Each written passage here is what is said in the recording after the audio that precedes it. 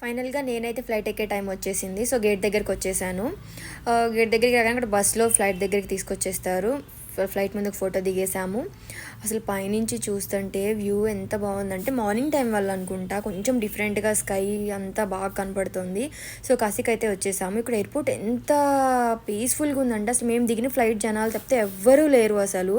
ఇక్కడ నాకోటి నచ్చిందేంటంటే ఎయిర్‌పోర్ట్ మొత్తం ఇక్కడ ఫేమస్ అయిన బెనారస్ పట్టు గురించి ప్రతిదీ ఇమేజెస్ రూపంలో పెట్టారు. చాలా బాగా ఎక్స్‌ప్లెయిన్ చేస్తూ పెట్టారు.